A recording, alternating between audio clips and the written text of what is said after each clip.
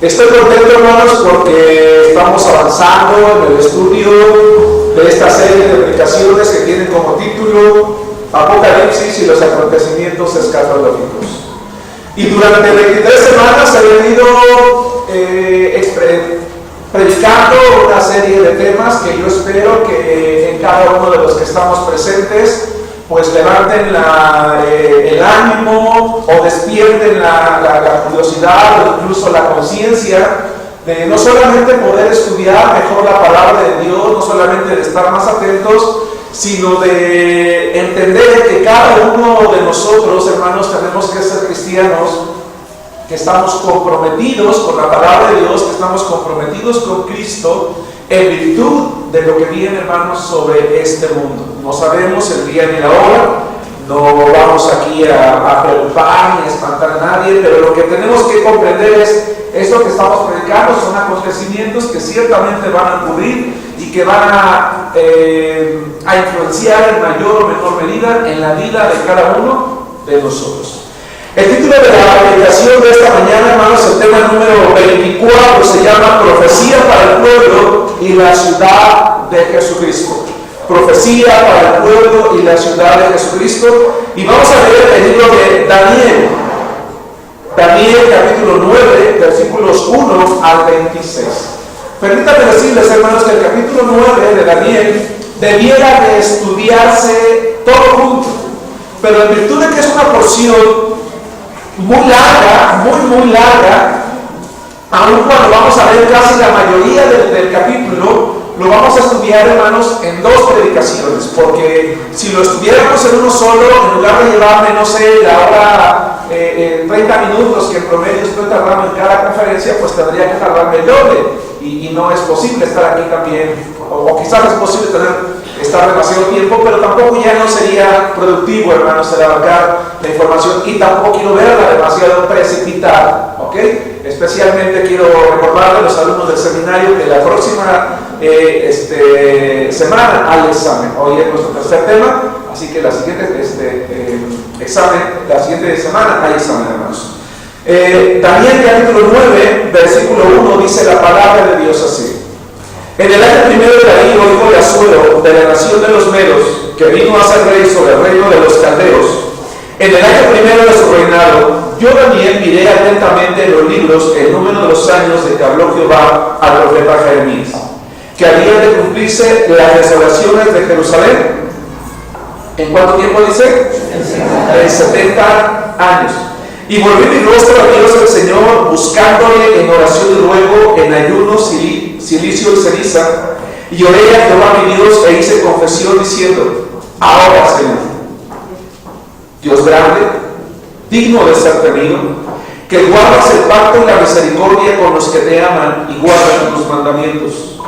Hemos pecado, hemos cometido iniquidad, hemos hecho impíamente, y hemos sido rebeldes y nos hemos apartado de tus mandamientos y de tus ordenanzas.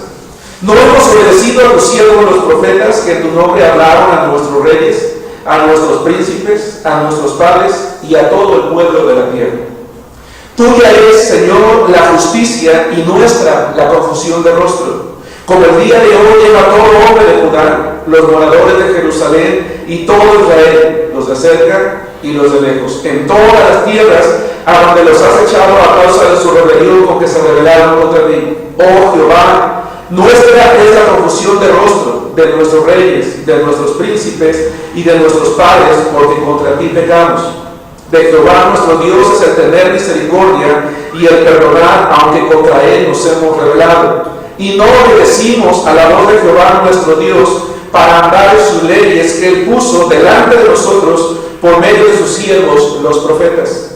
Todo Israel traspasó tu ley apartándose para no obedecer tu voz, por lo cual ha caído sobre nosotros la maldición y el juramento que está escrito en la ley de Moisés, siervo de Dios, porque contra él pecamos. Y él ha cumplido la palabra que habló contra nosotros y contra nuestros jefes que nos gobernaron, trayendo sobre nosotros tan grande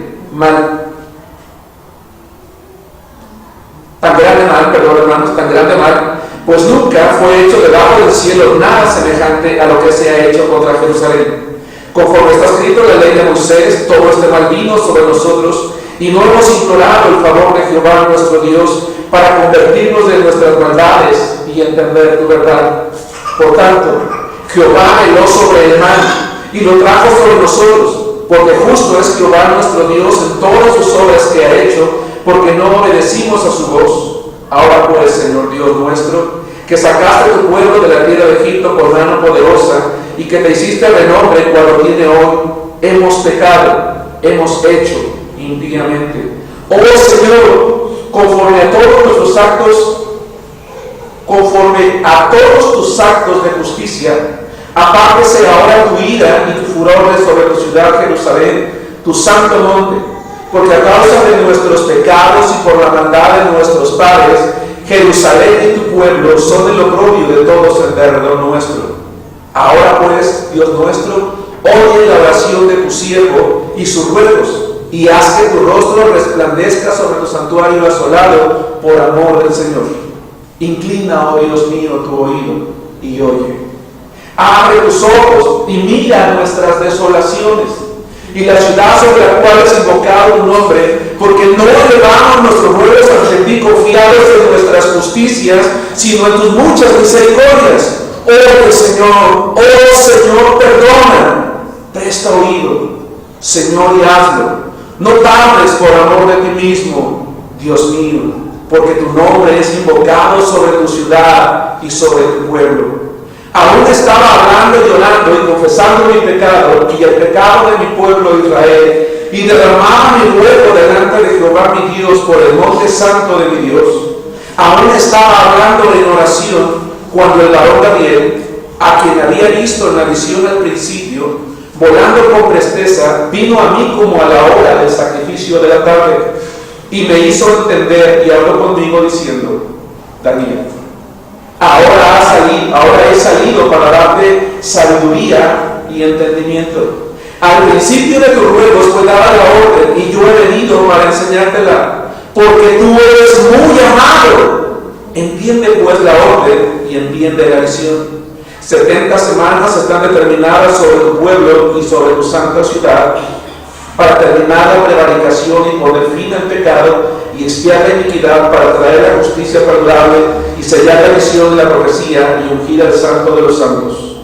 Sabe pues y entiende que desde la salida de la orden para restaurar y edificar a Jerusalén hasta el Mesías príncipe habrá 7 semanas, y 62 semanas se volverá a edificar la plaza y el muro en tiempos angustiosos. Y después de las 62 semanas se quitará la vida al Mesías, mas no por sí. Vamos a orar. Señor Dios y Padre nuestro que estás en los cielos, clamamos delante de tu presencia, Señor, no por nuestras justicias, como decía aquel profeta llamado Daniel, sino por tus muchas misericordias. Y Padre, lo hacemos a través del nombre de Jesucristo, para que en tu bondad, Señor, perdones nuestros pecados. Gracias por tu palabra que fue escrita por aquellos santos hombres que tú escogiste para inspirarnos y darnos, Señor, a conocer tu voluntad para aquellos tiempos, para los nuestros y para todo el futuro, Señor, hasta que tú vengas. Da a tu iglesia sabiduría para que todos juntos aprendamos de tu palabra y crezcamos en el conocimiento y en la obediencia, Señor, para que cuando tú vengas por nosotros nos halles aceptos como nuestro amado Señor. Bendito seas hoy y siempre, en el nombre de Cristo Jesús. Amén. Amén. Quiero decir, hermanos, a manera de introducción, que el tema que vamos a estudiar, ¿podría proyectar por favor que el tema que vamos a estudiar el día de hoy, hermanos, también es conocido como la doctrina de las 70 semanas, y hay quien le llama la 70ª semana de Daniel. Déjenme decirles, hermanos, que la porción bíblica, quisiera lograr, hermanos, tener su atención. La porción bíblica que vamos a estudiar el día de hoy, hermanos, no es una porción importante. La porción bíblica que vamos a estudiar el día de hoy es una de las porciones más importantes que tienen que ver con la escatología bíblica. Va de nuevo. La porción bíblica que vamos a estudiar el día de hoy no solamente puede considerarse como importante, sino que es una de las más importantes en lo que tiene que ver con la escatología bíblica. ¿Por qué? Hermano, lo que vamos a estudiar nosotros en Daniel capítulo 9 generó la visión de lo que hoy es el libro de Apocalipsis. Prácticamente casi la totalidad del libro de Apocalipsis es la explicación detallada de lo que se dice en Daniel capítulo 9. Así que si yo no conozco Daniel 9, hermanos, no puedo interpretar correctamente el libro de Apocalipsis. Yo no podría interpretar correctamente el libro de Apocalipsis si primero no supiera la razón y la causa y el momento en el cual la profecía que allí se está desglosando se dio, y sobre todo el contexto en el que éste ocurrió.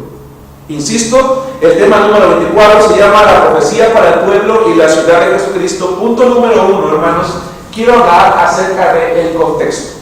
Hay muchas ocasiones, hermanos, gracias hermano Bonifacio, hay muchas ocasiones, hermanos, en el estudio de la Biblia, en el que si nosotros no conocemos el contexto, especialmente el contexto histórico, no vamos a poder comprender, hermanos, por qué están ocurriendo o por qué están sucediendo las cosas. Y uno de esos temas que nos exigen conocer el contexto histórico, hermanos, es precisamente el que estamos estudiando nosotros. Incluso Daniel el profeta se preocupó mucho por darnos a conocer cuál fue el momento y cuál fue el tiempo en el que la profecía le fue revelada, hermanos, por Dios. Nos ubica especialmente en el año primero de Darío, hijo de Asuero, de la nación de los medios, que vino a ser rey sobre el reino de los caldeos, dice, hermanos, el versículo 1. Déjenme decirles una cosa, hermanos, vamos a ubicarnos un poquito en el contexto histórico. Y quiero decirles, hermanos, que debido a que Daniel fue un muchacho o fue un hombre que desde su adolescencia tomó la firme decisión de ser alguien que marcara la diferencia sin importar el lugar donde se encontrara, ¿sí?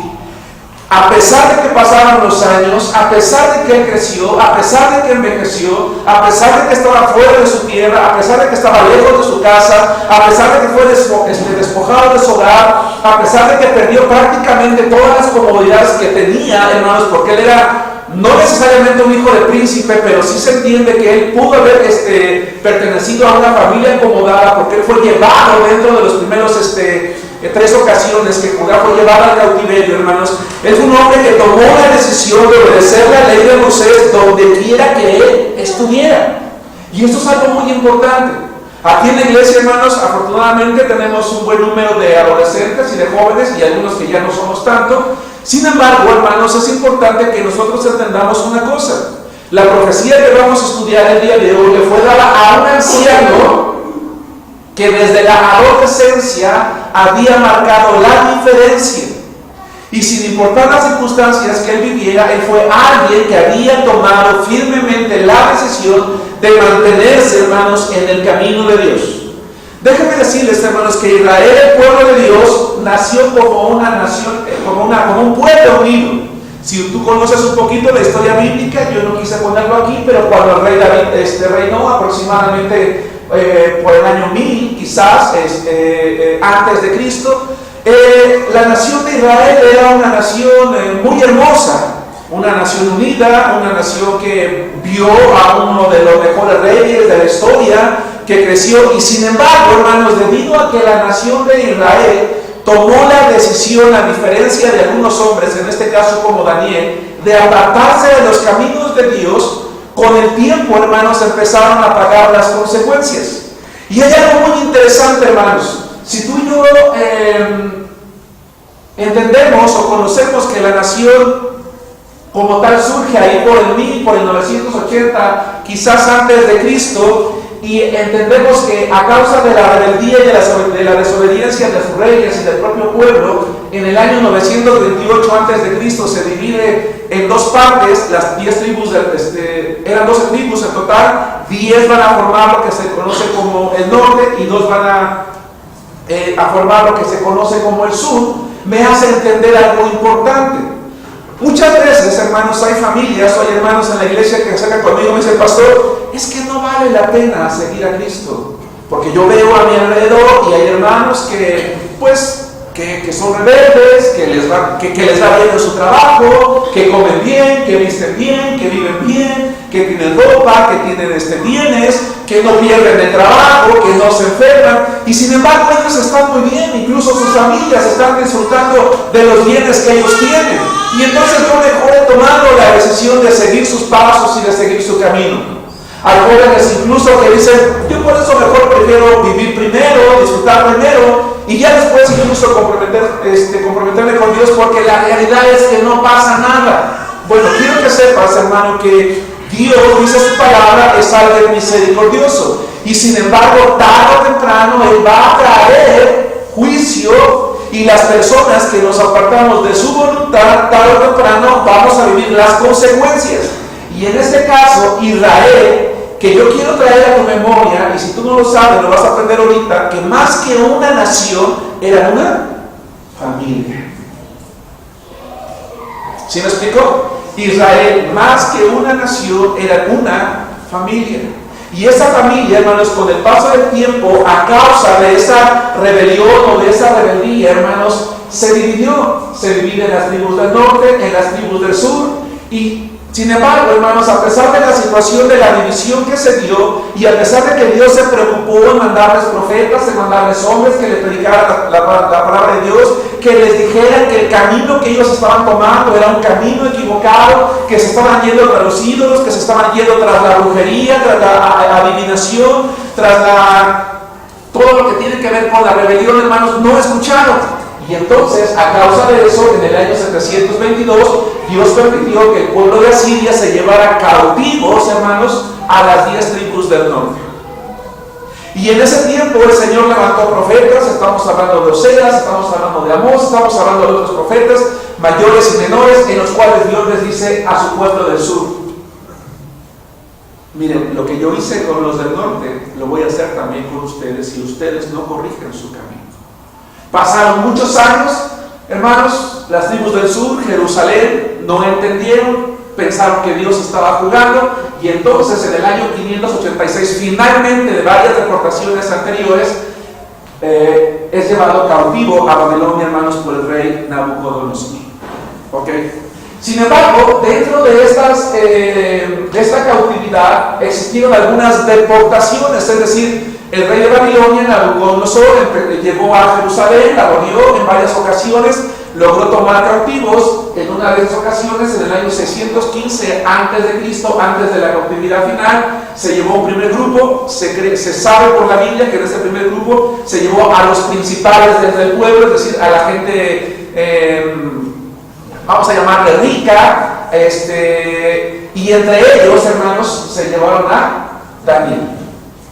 De acuerdo al término hebreo que se utiliza para referirse a Daniel, hermanos, se cree que en aquel entonces, cuando él es llevado cautivo, tendría aproximadamente unos 17 años de edad. 15, 17 años de edad, no más que eso. Hoy no voy a predicar de la vida de Daniel, pero sí voy a estar hablando constantemente acerca de Daniel.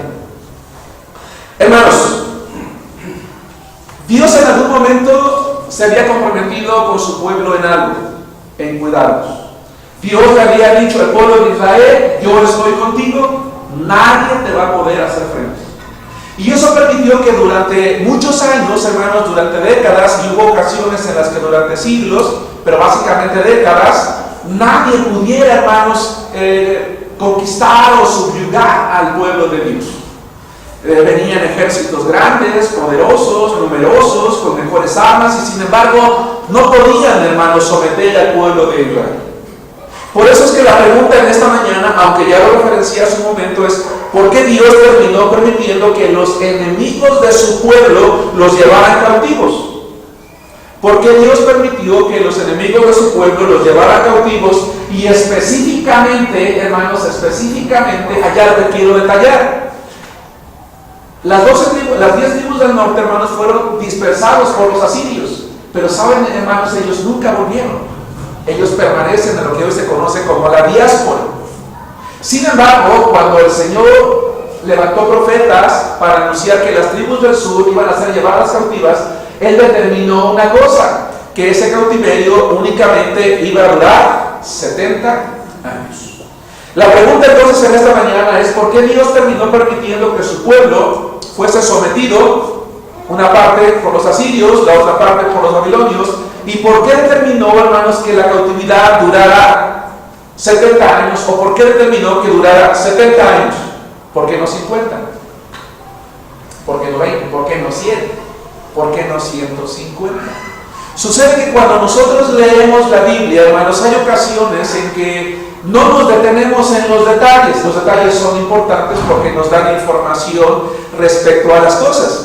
Si bien es cierto, nosotros, como hemos venido estudiando en la escatología, no podemos determinar un orden cronológico en el que podemos aseverar literalmente así va a ocurrir. Sí podemos, a través del estudio sistemático de la Biblia, organizar los acontecimientos y los hechos con base en lo que la misma Biblia nos da e irlos acomodando de tal forma que podamos tener un panorama completo.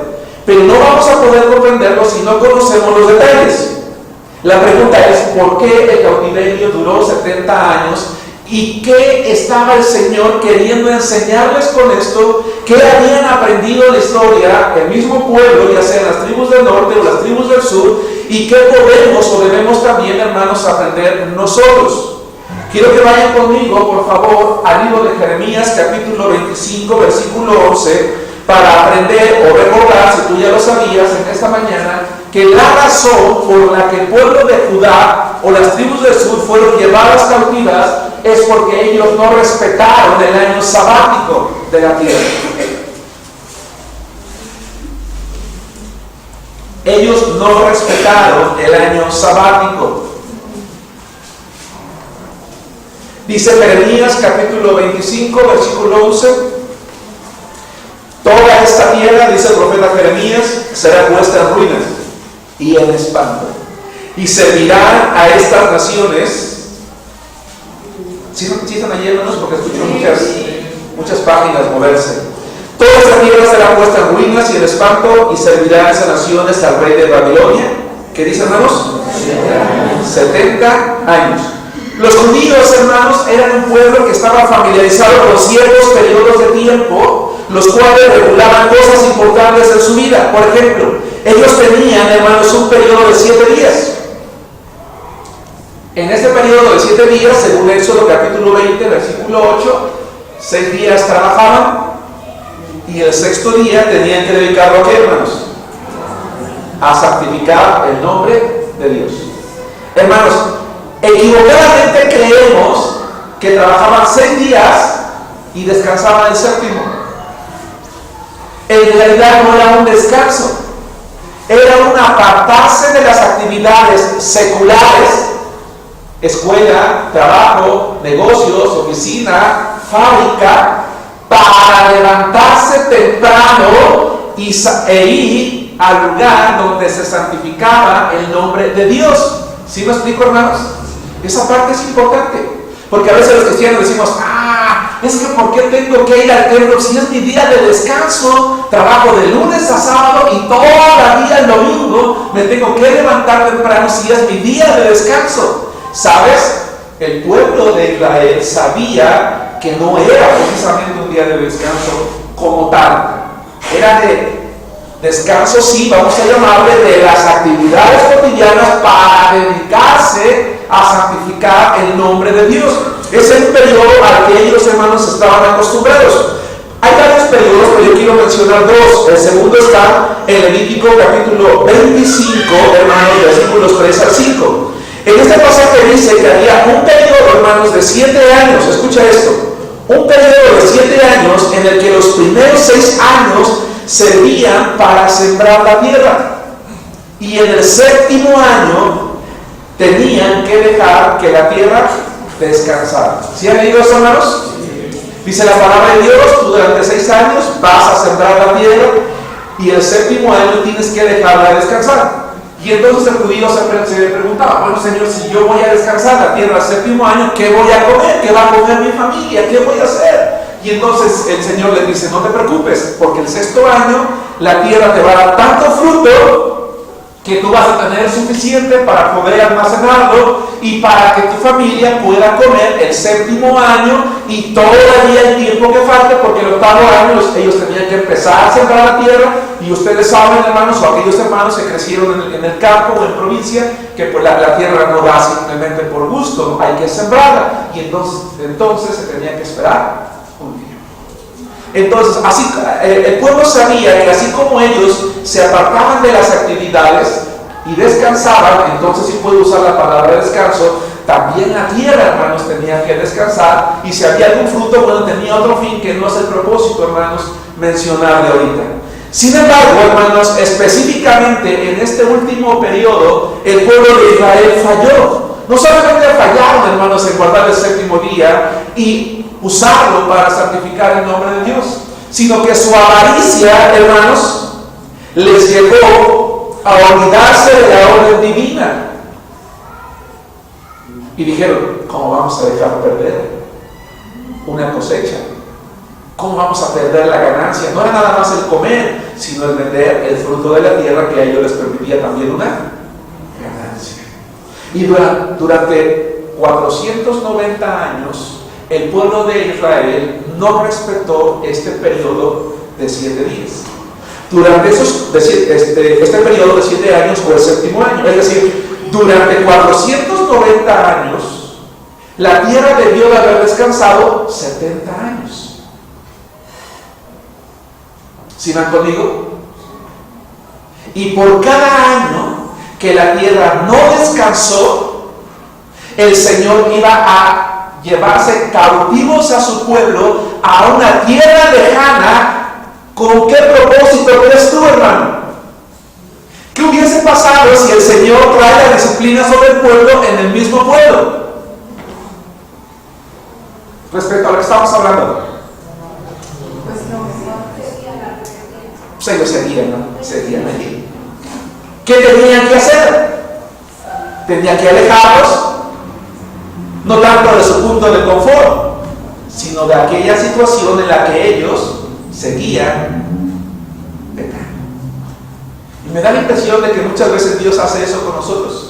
Estamos durante mucho tiempo, hermanos, en un lugar de confort, donde estamos tranquilos, donde nos hemos asentado, donde seguimos, a pesar de que escuchamos su palabra, escuchamos sus mandamientos, escuchamos la predicación, estamos muy tranquilos, y el Señor dice, oye, tienes que moverte, tienes que obedecer, y dice, no, yo no quiero. ¿No quieres? No, pues entonces te voy a sacar de allí y te voy a llevar a otro lugar. Y muchas veces quizás por eso hay movimientos también, hermanos, en la vida del creyente. Porque el Señor dice, oye, ¿sabes qué? Entonces te voy a tener que sacar de ahí, porque si tú no quieres obedecer, te voy a llevar a un lugar a donde tú te des cuenta que ya tu lamento no es suficiente, porque tú pudiendo estar en el lugar donde estabas disfrutando, ahora tendrás que estar lejos. No sin las bendiciones de Dios. Sin embargo, te hará tomar conciencia. Quiero que vayan conmigo al segundo libro de Crónicas, capítulo 36, versículos 20 al 21. Los cronistas, después de la cautividad, hermanos, ¿cuál es la diferencia entre primero y segundo de Reyes y primero y segundo de Crónicas? Que el primero y segundo de Reyes fue un libro, porque aunque hoy son 2 partes, es prácticamente un solo libro, que se fue escribiendo, si no de manera paulatina, cuando menos en el corto tiempo después de que los reyes estuvieron gobernando. Pero el libro de Crónicas, yo no sé, hermano, si tú cuando llegas a Crónicas dices, ay, es que es lo mismo, es la misma repetición, es más, yo no sé para qué está aquí, no, si es lo mismo, no. Es que el libro de Crónicas, segundo el libro de Crónicas, fue escrito después de la cautividad, como un recordatorio a las generaciones de aquel tiempo de lo que sus reyes, de los aciertos de sus reyes y del pueblo, pero también un recordatorio de las faltas y el pecado de sus reyes y de su pueblo. Incluso por eso te vas a dar cuenta cuando estudias el primero y segundo de Crónicas, que tiene mucho más información de lo que tiene el primero y segundo de Reyes, porque ya hay registros, ya hay una historia unida, y entonces se puede abundar, hermanos, en la información. Quiero que veas lo que el cronista Esdras, se cree que Esdras escribió este libro, nos dice aquí en segundo de Crónicas, capítulo 36, versículos 20 y 21. Los que escaparon de la espada fueron llevados cautivos a Babilonia, y fueron siervos de él y de sus hijos hasta que vino el reino de los persas. Un límite, un origen, una razón. Para que se cumpliese la palabra de Jehová por la boca de ¿quién, hermanos? De Jeremías. hasta que la tierra, ¿qué dice? Y cuando uno lee esa porción de la Biblia, uno se pregunta, ¿por qué dice que la tierra tuvo reposo? ¿Qué tiene que ver? Quizás yo lo que esperaría ver aquí es hasta que el pueblo entendió, ¿no? O hasta que el pueblo se arrepintió. No, dice hasta que la tierra hubo gozado de reposo. Hermanos, la creación de Dios es importante para Dios, pero los hombres nos las estamos acabando, ¿verdad? Entre paréntesis. Dice, porque todo el tiempo de su asolamiento reposó, hasta que los 70 años fueron cumplidos. Hermanos, yo no voy a dar clases de cultivo ni de algo que honestamente yo no conozco. Pero sí les voy a decir una cosa. ¿Por qué el Señor querría que la tierra descansara?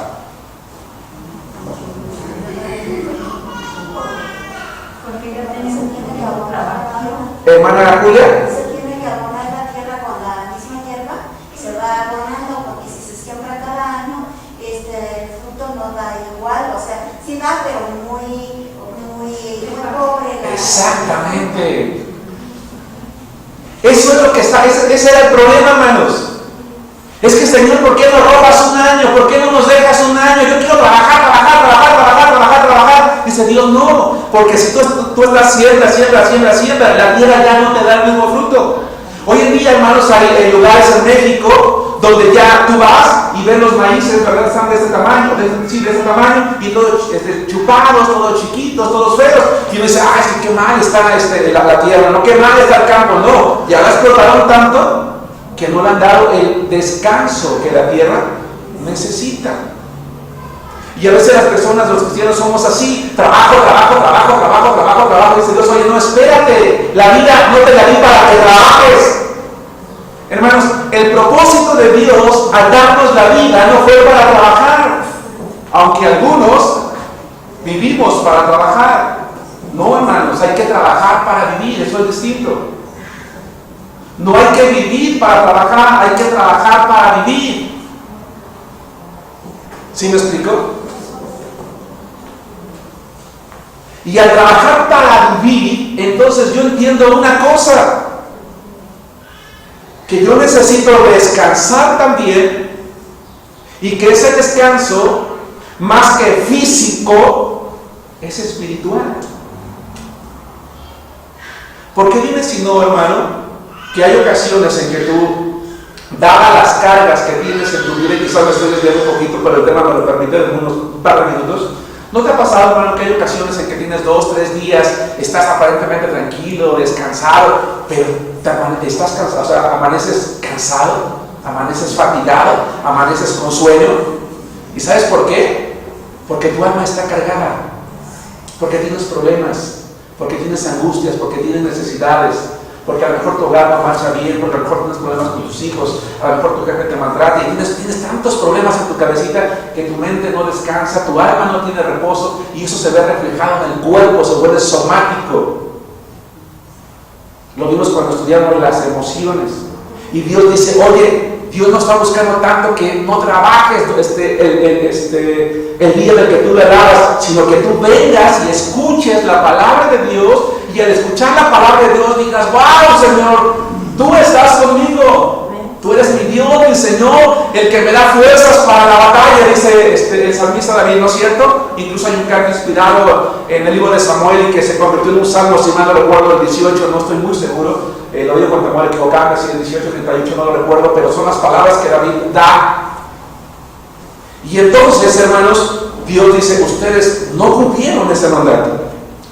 Y volviendo a la predicación, hermanos, aquel muchacho llamado Daniel, quien por voluntad divina se convirtió en profeta, y que no permitió que, aún estando lejos, sus condiciones cambiaran o fuesen cambiadas por las circunstancias, no se desanimó con el paso del tiempo. Cuando pasaron 67 años de cautiverio, en el año 538, es algo muy importante, la fecha que nos da Daniel allí en el capítulo 9, versículos 1 y 2, cuando nos habla del hombre que está gobernando, hermanos, es el año 538. Para el año 538 habían pasado ya 67 años, hermanos, de cautividad.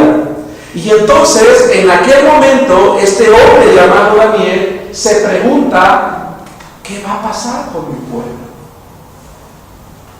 ¿Qué va a ser de mis hermanos? ¿Y saben por qué se preguntó esto, hermanos? Porque ustedes, ¿qué creen que pasó con el pueblo que fue llevado cautivo a Babilonia?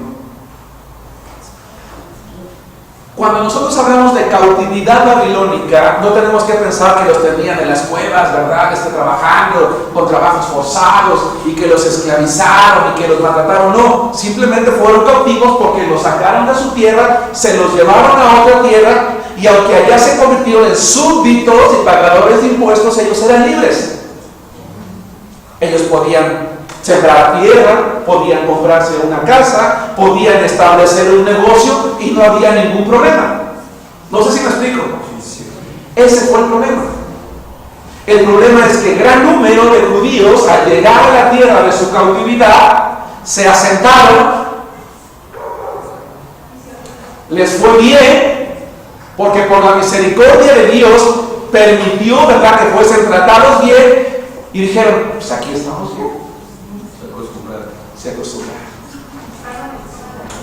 Entraron a otra zona de confort en lugar de entender una cosa: nosotros, ¿qué hacemos aquí? No pertenecemos a este lugar.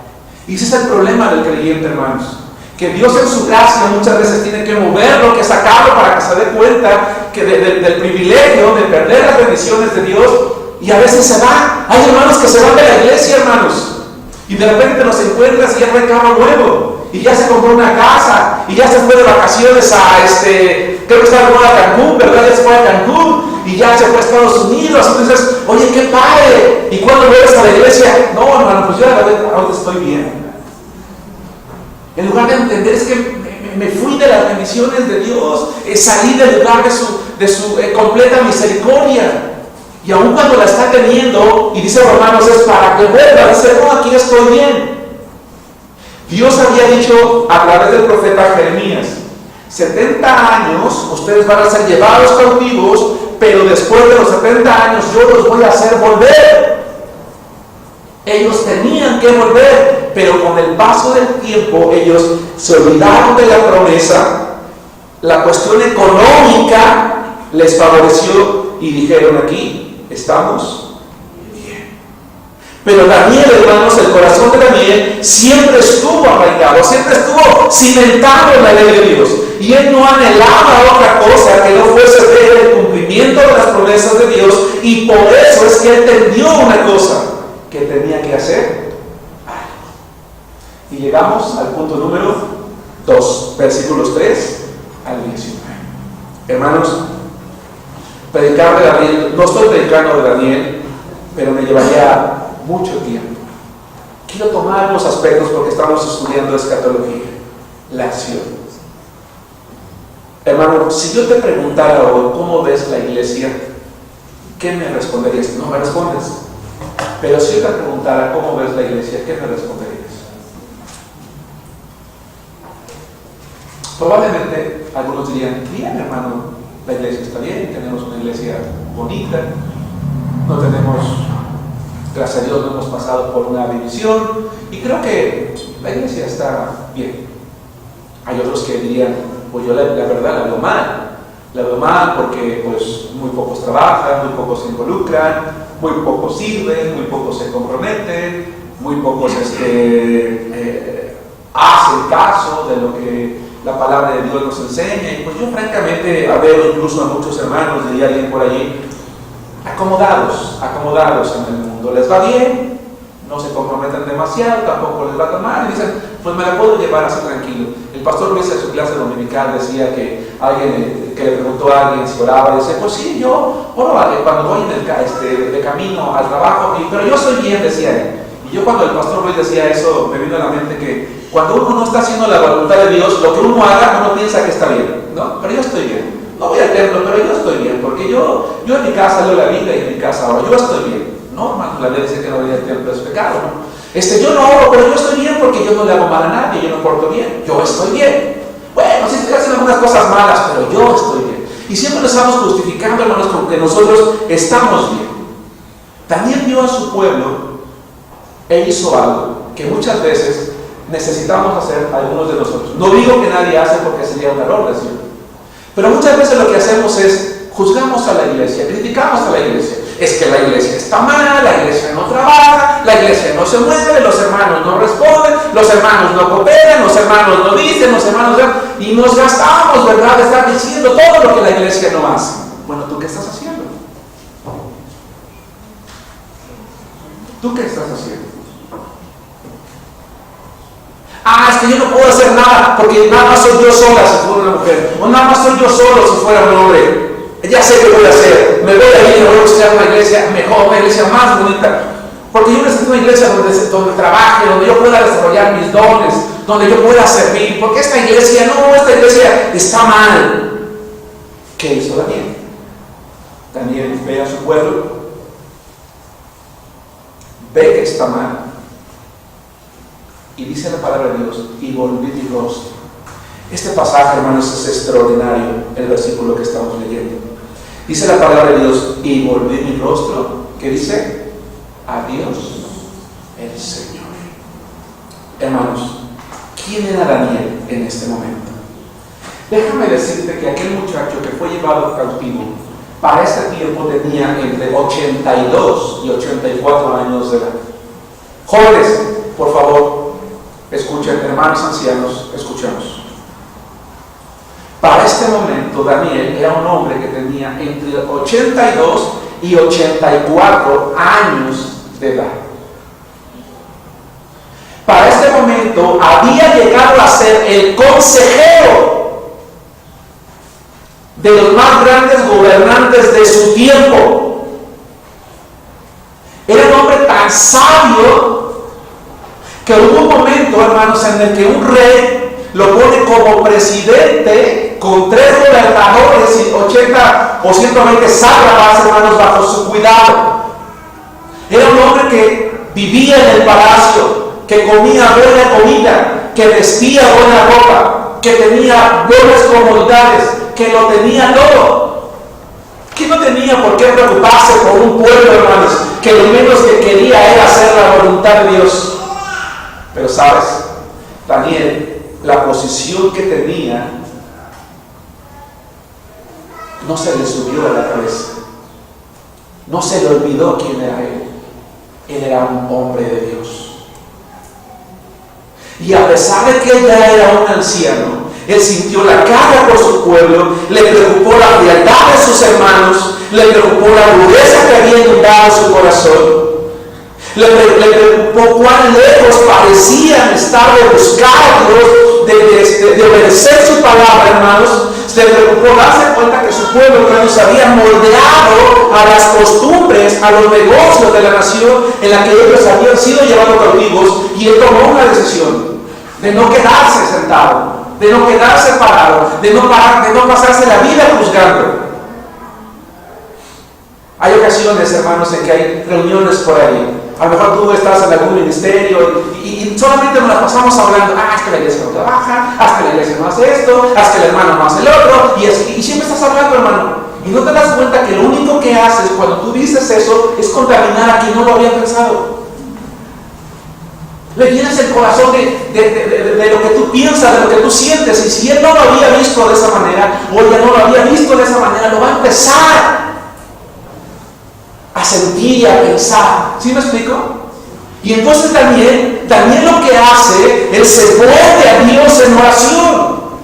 Él va a buscar a Dios porque sabe que este es un problema. Había muchas formas de reaccionar, hermanos. Por ejemplo, Daniel pudo haber pedido la autoridad o la autorización de quien estaba del rey, el gobernador, hermanos, y decir, oye, permíteme, voy a apuntar a mi pueblo, o manda un edicto, porque yo quiero recordarles tu voluntad, la voluntad de Dios. No hizo eso. Él quizás tenía la autoridad, los medios, los recursos para viajar entre las provincias en que su pueblo estaba disperso e irle recordando a cada uno de ellos. Ese también hubiera sido, hermanos, una buena opción. Pero lo que Daniel hizo fue buscar la voluntad de Dios a través de dos cosas muy importantes: la lectura de la Escritura y la oración.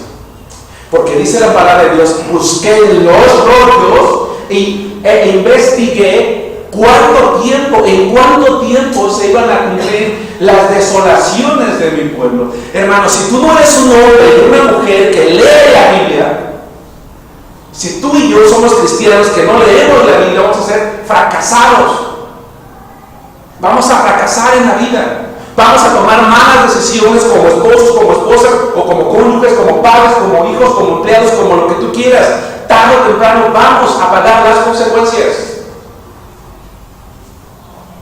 Quizás a veces, y lo digo por mí mismo, recurrimos a otras cosas no necesariamente malas, pero que hay otra mejor, y es la oración.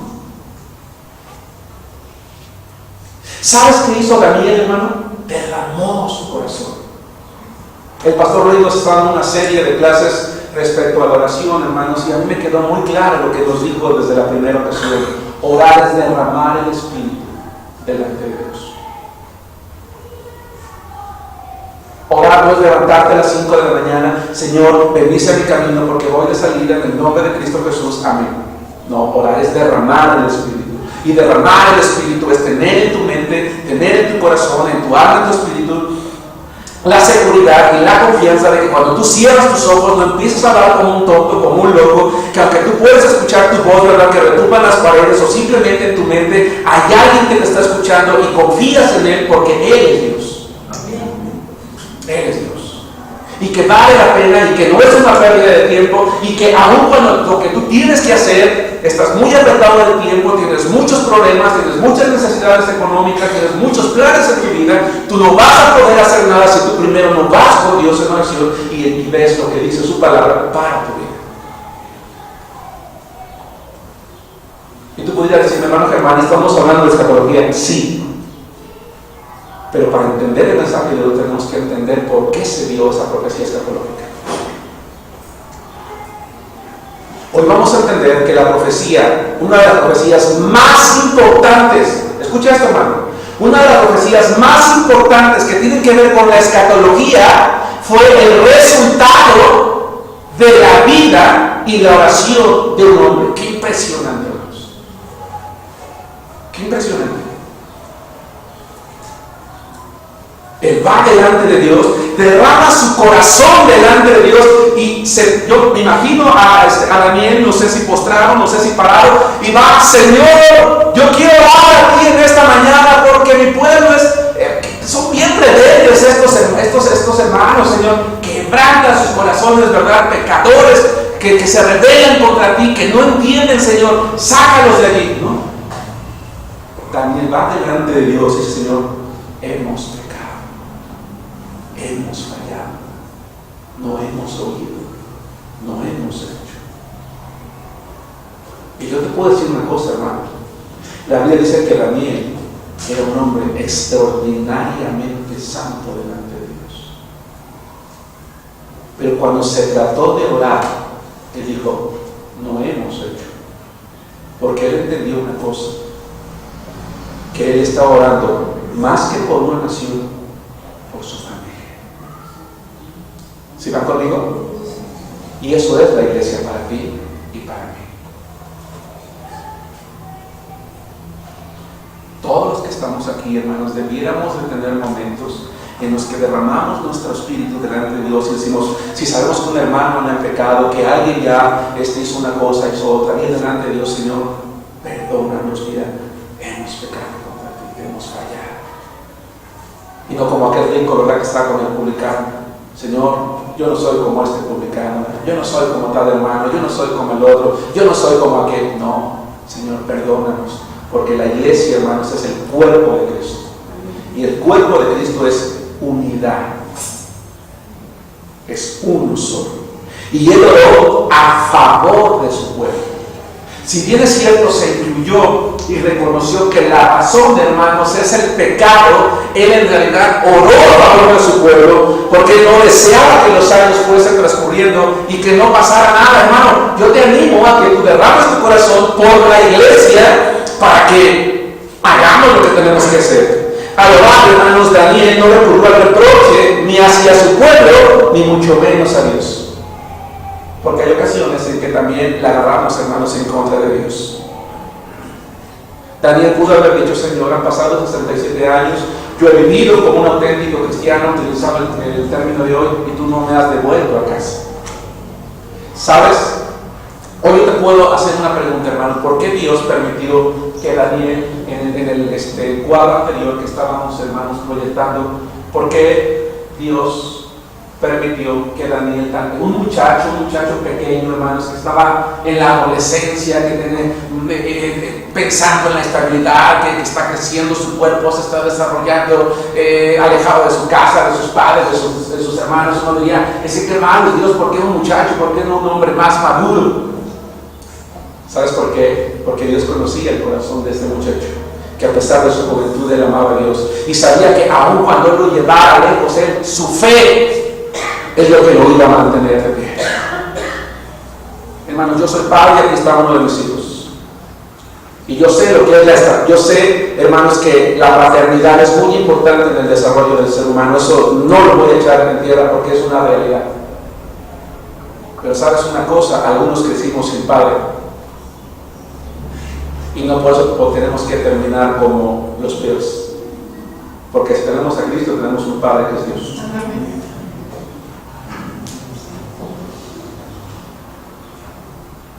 Y Daniel, hermanos, él fue a orar a Dios. Y aunque él se pudo haber presentado como el único digno de entre los miles de judíos, él fue con plena humildad.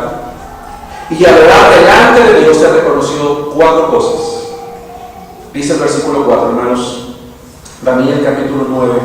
Yo cerré mi Biblia, si me dan unos segunditos para poder publicar de nuevo. Daniel capítulo 9, versículo 4 dice: y oré a Jehová mi Dios e hice confesión diciendo: ahora, Señor, Dios grande. Él reconoce a Dios como un Dios, como, hermanos, poderoso, grande, poderoso, fiel.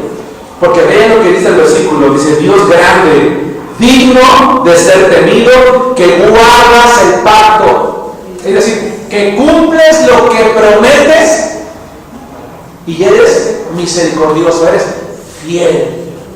Hermanos, si nosotros no estamos convencidos de que Dios es un Dios grande, no vamos a orar a Él.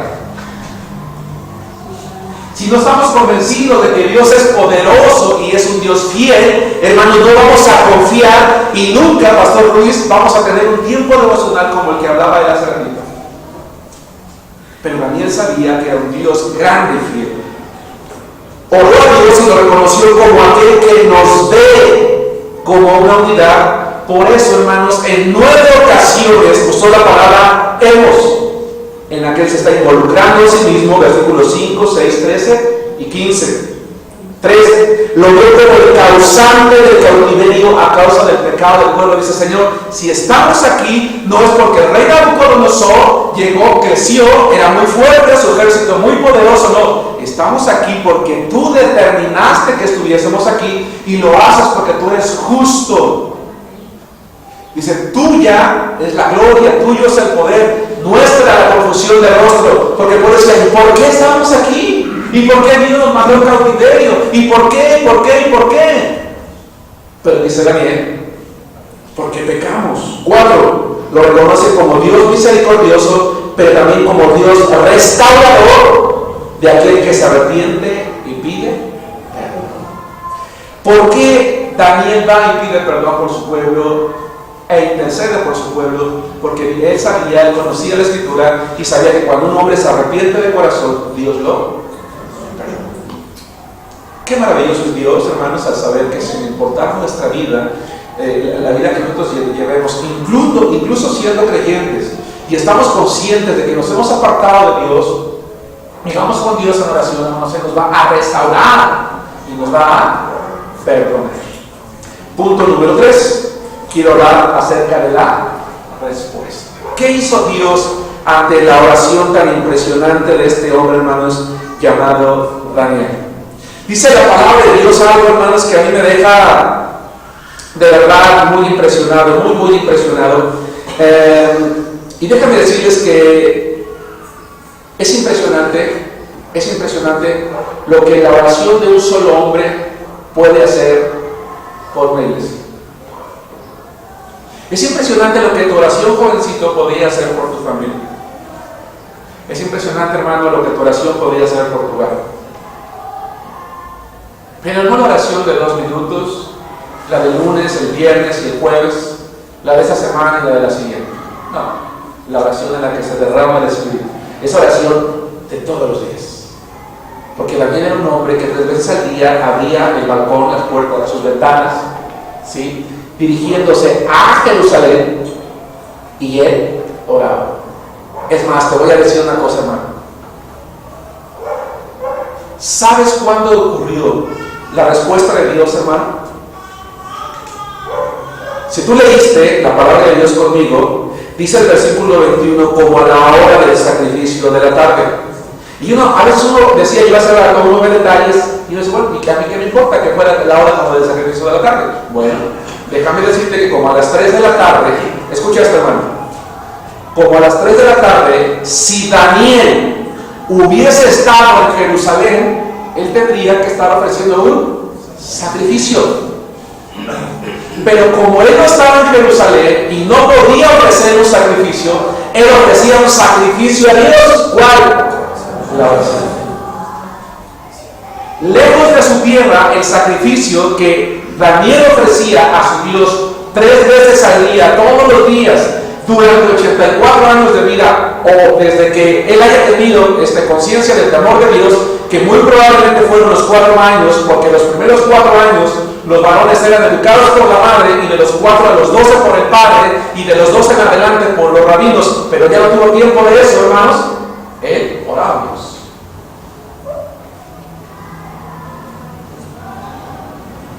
Y dice la palabra de Dios, quiero que observes lo que dice, cómo empieza el versículo 20.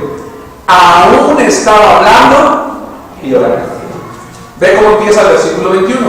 Aún estaba hablando en oración. Ve lo que dice el versículo 23. Al principio de tus ruegos fue dada la orden, y yo he venido para enseñártela, porque tú, ¿qué dice, hermanos? Eres muy amado.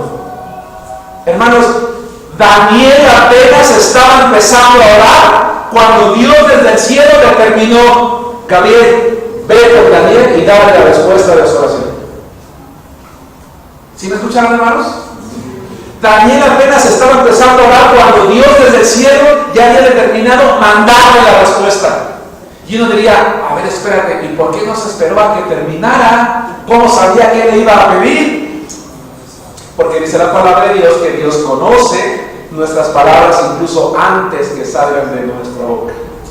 Y entonces me preguntarías: ¿por qué, si Dios sabe, dejó que Daniel terminara la oración? Porque la oración no es un medio de información para Dios.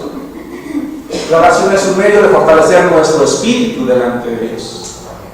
Cuando yo oro delante de Dios, me estoy recordando a mí mismo que no estoy solo, que tengo a alguien en el cielo que me escucha, que me atiende, que es poderoso, que es fiel, que es grande, que es misericordioso. Y cuando yo le recuerdo a mi espíritu lo que tiene, se hinche, ¿verdad? Se infla, se crece y recupera las fuerzas. Por eso decía hace rato, más que un día de descanso, el domingo, hermanos, es un día en el que sí dejamos el trabajo cotidiano para venir a reposar las fuerzas interiores, para que lo exterior tenga ganas de seguir trabajando.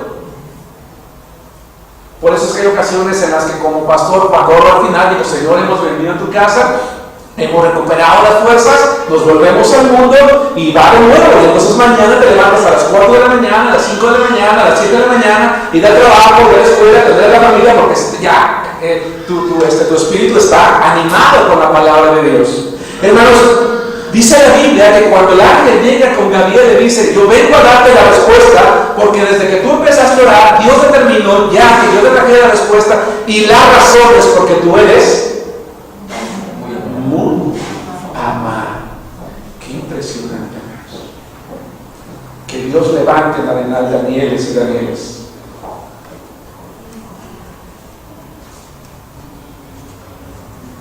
Hermano, hermana, ¿Te das cuenta de lo que tú podrías hacer por una iglesia? Cuando yo te preguntaba hace rato, en lugar de estar juzgando en medio de todos, ¿por qué no mejor vas delante de Dios y derramas tu espíritu y lloras a Dios? Ahora, la respuesta del ángel, más que a la oración momentánea, fue a la vida de ese hombre. No sé si me explico. La respuesta de Dios, más que a la oración de ese momento, fue a la vida de ese hombre. No importa que todos en la iglesia, hermanos, se desvíen, no lo hagas tú. No importa que todo el mundo sea indiferente, tú no lo seas.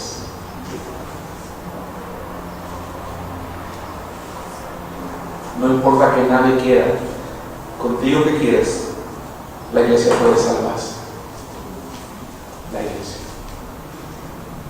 ¿Te imaginas qué impresionante sería que un día lleguemos al cielo delante de Dios y nos regocijemos y Señor, te alabamos porque nuestra iglesia nunca se dividió, porque estuvo hasta aquí, hasta hoy que veniste por nosotros, y nos diga sí, pero mira, fue por ese anciano, por ese joven, por esa señorita, por ese hombre, por esa mujer, porque fue por su vida que la iglesia tuvo vida, porque si no, yo los hubiera destruido.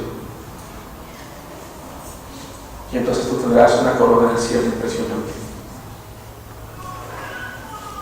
Y yo quiero plantear la pregunta, hermano: ¿qué estarías dispuesto a concederle a alguien a quien amas demasiado? Si hoy la persona a quien tú más amas te pidiera una cosa, y me refiero a cosas honestas, correctas, ¿se la negarías? ¿Qué estarías dispuesto a concederle? La estimas demasiado, la amas demasiado, sobre todo porque su vida es intachable y sincera. ¿Qué le darías? Me atrevo a pensar, probablemente me equivoqué, seguramente casi cualquier cosa. ¿Qué harías si esa persona a la que tú amas y estimas porque su vida, su testimonio es intachable, acude delante de ti para interceder a favor de alguien que le causó algo? Escucha. ¿Qué harías si esa persona que tú amas mucho viene delante de ti, va a orar para interceder a favor de alguien que te causó mal? Lo ves con la intención de suplicarte. Quizás no lo dejarías terminar, o al terminar le dirías, claro que sí, pero no es por ellos, es por ti. ¿Algún día has intercedido por alguien, hermano? Oye, mira, ¿sabes qué? Yo vengo a hablarte, en este caso yo soy Germán, para los que me visitan. Yo sé que te faltó, que te hizo algo, pero mira, yo vengo pues por la amistad que yo tengo contigo, yo sé que tú me aprecias, yo te aprecio. ¿Qué posibilidades había de que tú perdonaras a Germán? Y tú dices, claro que sí, por supuesto, no hay ningún problema. ¿Y sabes por qué? Porque yo te amo a ti. ¿Sí van conmigo? Sí. Eso es lo que está pasando en Daniel, hermanos.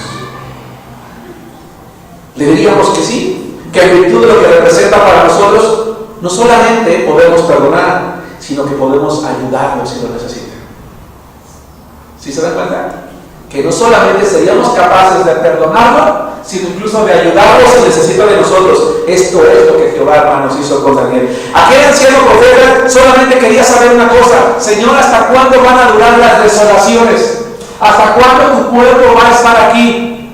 Y Dios le pudo haber dicho que ya faltan 3 años, no te preocupes. Pero no, la revelación que le dio fue una revelación que no solamente le dio la respuesta para el tiempo inmediato, sino que es una revelación, hermanos, que abarcó toda la historia del pueblo de Israel, y entre ella la historia de la humanidad.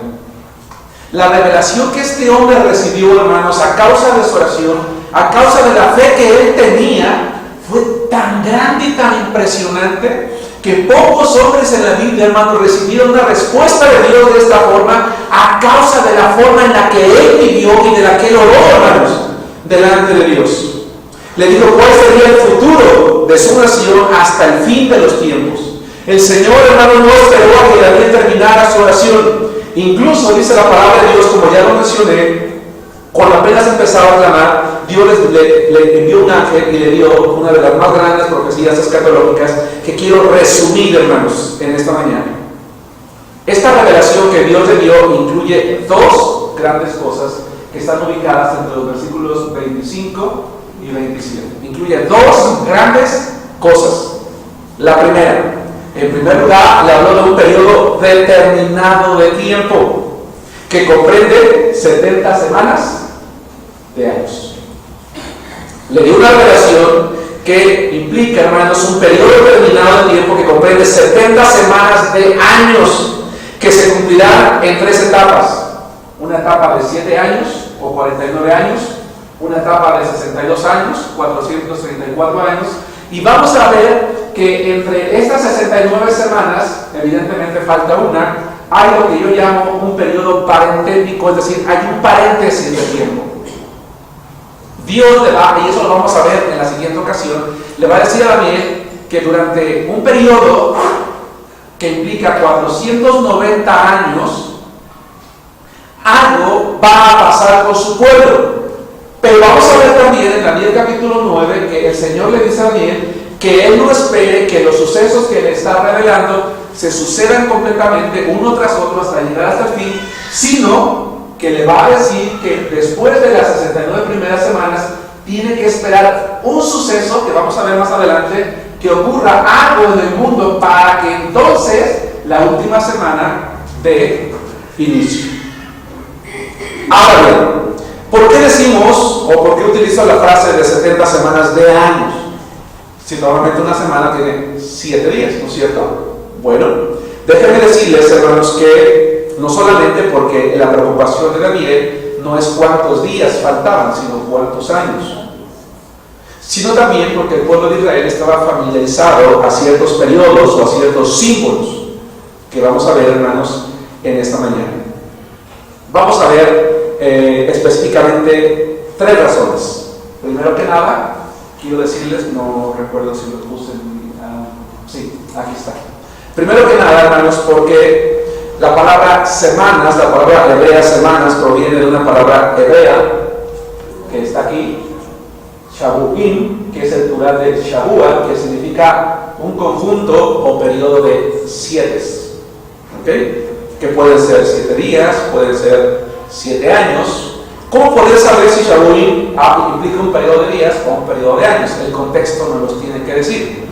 Pero también, hermanos, hay ejemplos en la Biblia en el que nos vamos a dar cuenta que el pueblo de Israel acostumbraba a hablar de semanas de esta naturaleza. Por ejemplo, vayan conmigo a Génesis capítulo 29, versículo 27.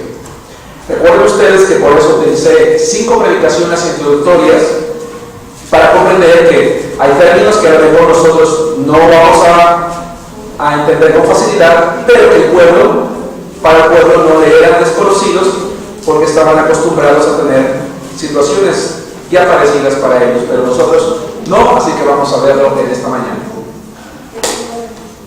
Génesis capítulo 29, versículo 27. Vamos a ver cómo se habla de una semana de años. Génesis 29, 27. Estamos hablando de Jacob, cuando él está queriendo casarse con Lea y también dándole a Raquel. Génesis 29, 27. Dice la palabra de Dios. Si me permiten, me voy a venir al contexto del versículo 26. Y Labán respondió: no se hace así en nuestro lugar, que se dé la menor antes de la mayor. Hasta allí, hermanos. Un segundo. ¿Cuántos años trabajó Jacob por la que sería su esposa? 7 años. Él trabajó 7 años para que le dieran como esposa a Lea. Pero se llevó la sorpresa de que en lugar de darle a Lea, el suegro le dio a la hermana. Al revés. Quería a la hermana y le dio a la otra. Pidió a Raquel, gracias a Dios, pidió a Raquel y le dieron a Lea. Gracias por la corrección. Y el suegro plantea una solución. ¿Sí, hermanos? El suegro plantea una solución. Versículo 27. Cumple la semana de esta y se te dará también la otra por el servicio que hagas conmigo. ¿Qué dice? Dice, cumple la shabua de esta. Es decir, cumple el periodo de 7 de esta, que son 7 años, y también se te dará esta. Entre paréntesis, no trabajó 14. El hebreo da la idea de que la recibió, pero trabajó los 7 años. Me regreso a Daniel. ¿Sí me explico? Entonces, una semana de años era un periodo en el que una serie de sucesos y de acontecimientos iban a ocurrir, y esa semana de años de la que está hablando el Señor a través del ángel Gabriel. Pero vamos a una segunda cuestión. Todo el periodo de 490 años ha marcado hechos importantes en la historia judía. Por ejemplo, podemos hablar de 4 cosas. Transcurrieron 490 años desde el llamamiento de Abraham hasta el establecimiento de Canaán. Transcurrieron 490 años desde el establecimiento en Canaán hasta el establecimiento de la monarquía judía.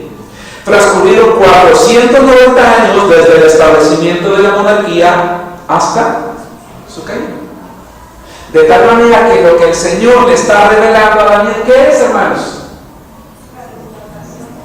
Otro periodo de 490 años que ya la historia les había enseñado, ocurren situaciones importantes en la vida del pueblo. Es decir, venía otro periodo semejante al que ellos habían venido viviendo, en el que iba a ocurrir algo. Y va a decir que desde la restauración y edificación de Jerusalén hasta, lo dejé en puntos suspensivos, porque lo vamos a ver en la siguiente ocasión. Pero el punto son 70 semanas de años, 7 por 7, 49, 490 años, como incluso ya lo representé en el esquema de la diapositiva anterior. ¿Sí ven conmigo, hermanos? Sí. Excelente. Y también, hermanos, como inciso C, primero que nada, porque están familiarizados a los periodos de 7, porque 490 años son periodos comunes en la historia, y porque 70 semanas de días, es decir, 490 días, no serían suficientes para cumplir con cada uno de los eventos en que están separadas estas semanas. Es decir, si el Señor hubiera estado hablando con Daniel de 490 días, hermanos, ustedes y yo no habríamos nacido y ya habría entrado la eternidad prácticamente. Punto. ¿Sí nos damos cuenta? Es decir, en menos de un año después de Daniel, hubiese ocurrido la tribulación, la gran tribulación, el enseñamiento, Apocalipsis, todo lo que hoy para nosotros es Apocalipsis, ya había terminado la historia humana, y ya los que vivieron aquel tiempo pues ya estarían en el cielo. Pero Jesús no había venido, y la venida de Jesús y su muerte están incluidas dentro de la última, dentro de este periodo de las 69 semanas, o más bien no al final de ellas, y todavía ocurre.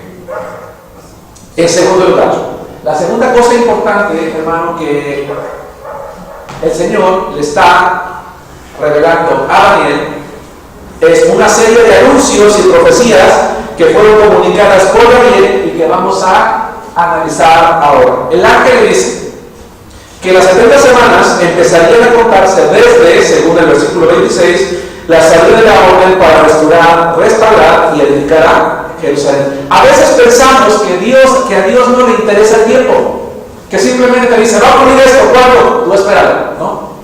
No, hermanos, estamos equivocados. Dios, a través del ángel, le dio un reloj cronológico a Daniel. Sí se lo dio. Y él podía determinar, cuando menos de las 69 semanas, cuánto tiempo iba a transcurrir para que él pudiera esperar estos acontecimientos.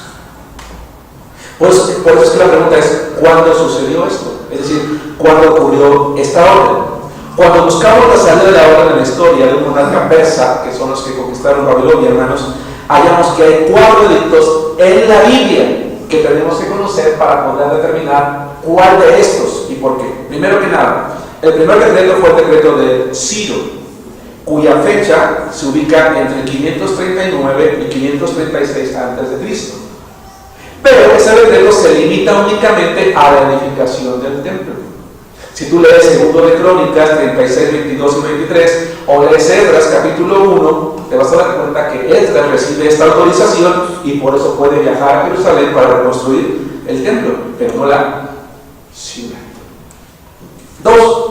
El segundo fue el decreto de Darío Histaspes, cuya fecha fue del año 519 a.C., pero solo una confirmación del primero, porque si ustedes recuerdan la Biblia, está construyendo Esdras, pero los enemigos se oponen, y entonces después obtiene la autorización para poder continuar. Entonces fue la confirmación para reedificar el templo, ya que la construcción se había detenido por más de 15 años, según Esdras capítulo 6.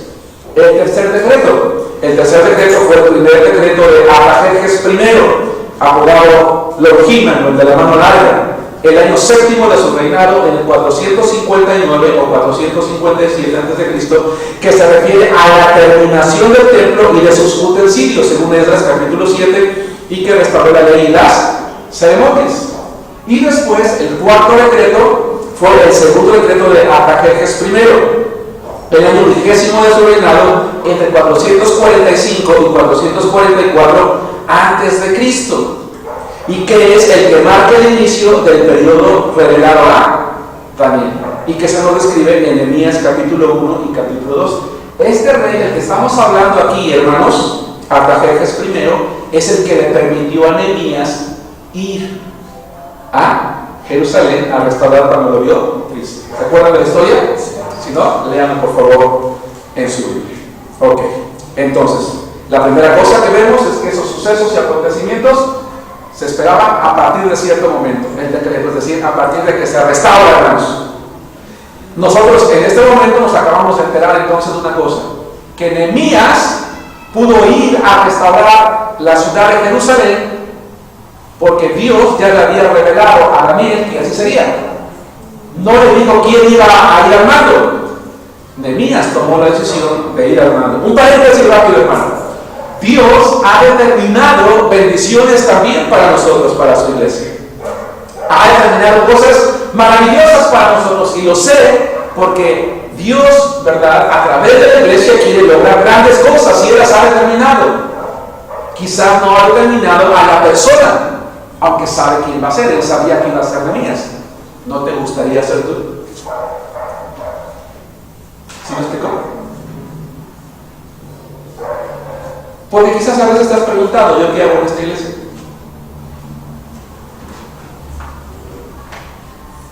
¿A qué vine?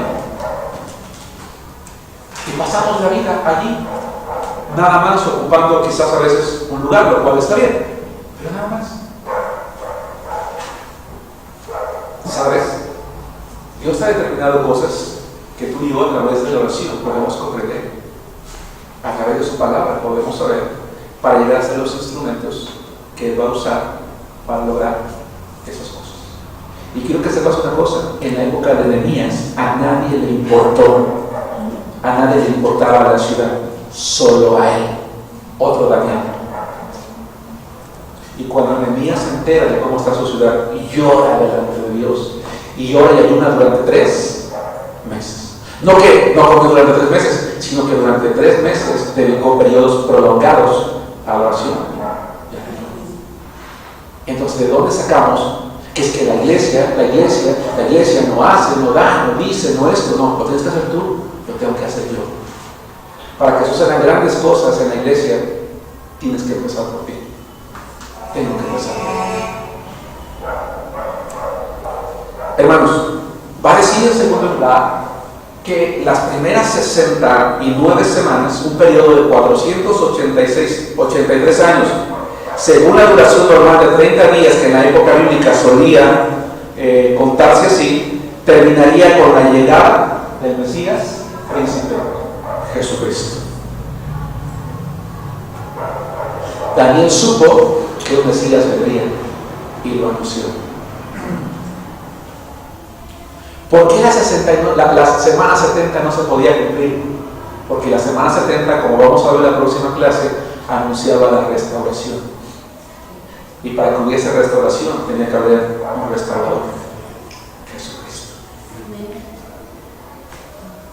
A Dios no se le escapa nada, hermanos. Dios es el Dios de la historia. Él la tiene determinada desde el principio. Así que, hermano, no te desesperes. Si tú estás viviendo algo y estás afligido porque el tiempo ha pasado, no te desesperes. Nada ha salido del control de Dios. Nada. Si tú y yo nos vamos a morir pobres, no te desesperes por no sufrir con lo que Dios determinó que así nos iba a usar. Si vive rico, Dios determinó que fueras así. Si Si estás en una casa, en un cuarto, en un edificio, en un apartamento, en una mansión, Dios determinó que así podía compartir contigo cosas maravillosas. Nada se ha salido de su control. Es que nunca me alcanza, decimos algunos. Nada está fuera del control de Dios. No te desesperes. Algunos estudiosos han hecho cálculos en los que para determinar exactamente el cumplimiento de los días, pues hablan del nacimiento de Cristo, del bautismo de Cristo, del principio de su ministerio, de la entrada triunfal. La realidad es que es un detalle que no importa. El Señor lo que anunció es: el Mesías viene. Y cuando Él venga, se habrán cumplido las 69 semanas. Y en tercer lugar, va a decir que después de las 69 semanas, ese Mesías que viene se le iba a quitar la vida, dice, más no por sí. Y más es la palabra allí, que significa carecer, significa nada, significa nadie, incluso se podría traducir también como huérfano, no dando la idea de sin padre, sino desprotegido completamente. Es decir, escucha esto. Dios le está diciendo a Daniel: después de las 69 semanas viene el Mesías, pero ese Mesías va a morir, va a ser matado, va a ser asesinado, y cuando eso ocurra, lo va a hacer en una situación muy triste, porque él va a estar solo. ¿Cómo murió Jesús, hermanos? Solo. Sus más cercanos, los apóstoles, ¿qué hicieron, hermanos? Tenía casa, tenía bienes, tenía una muda de ropa, ¿qué tenía? Nada. Su ministerio lo subsanaban, hermanos, las mujeres, según el libro de Lucas, que lo seguían. Murió sin nada. Dice, se le quitará la vida al Mesías, mas no por sí. Y aunque él voluntariamente iba a dar su vida, él iba a ser matado. Su vida iba a ser cortada. Es interesante algo, hermanos. Es interesante notar, como dicen, por ejemplo, algunas iglesias, no todas, algunas adventistas, por ejemplo, que esto ya se cumplió. Es interesante notar que no dice que el Mesías moriría dentro de la semana 70. Él dijo después de la semana 69.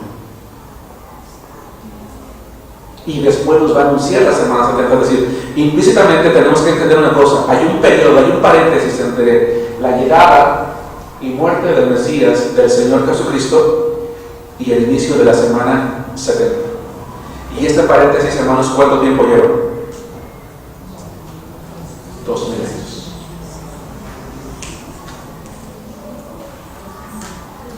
¿Cuánto más? ¿El de la hora? Nadie. Conclusión. La justicia, la vida justa de un hombre, la oración sincera de un hombre que estaba respaldada por 84 años de fidelidad,